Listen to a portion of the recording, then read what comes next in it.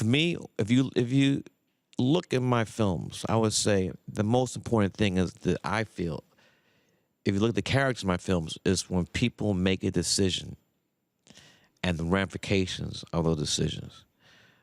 Edward Norton's character, 25th Hour, Mookie and Do the Right Thing, a whole bunch of stuff. So I really like moments where... It's not the cause and causality for you, it's the what's the ramification of the decision. And especially when people sell their souls. All right, we have a clip of his new movie. Have you ever sold your soul? That was a good... I missed it. Not yet. Okay. You believe what you believe, but you haven't sold your soul. We all sell it sometimes, don't we?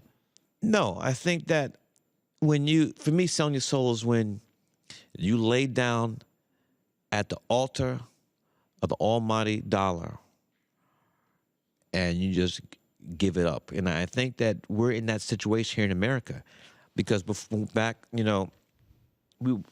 came on, Colin, we were talking about guns in this country. Brutal. It's brutal. And gun, even though the whole sex thing, that's part of the film Chirac, but we're very, very, very, very hard on where guns are taking this country. So it's easy to say, well, this stuff is just happening on the south side of Chicago, but... It's not happening in Australia. It's not happening it's per capita. It's not happening in Canada, and they have lots of guns. And to think that we are being held captive by the NRA, I mean, I can't understand why we can't get legislation for stronger gun control.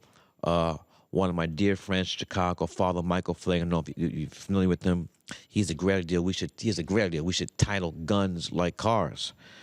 And I understand why somebody should be walking to a gun shop or a gun show and buy an assault weapon. We just had a 9-year-old assassinated in Chicago. Yes.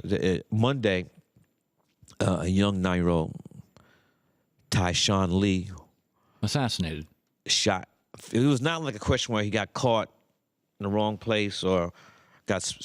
No, they gunned him down. Sprayed. He got shot in the back of the head. Jesus. And the funeral is Tuesday. And here's the thing. Back in the day, the gangs had codes.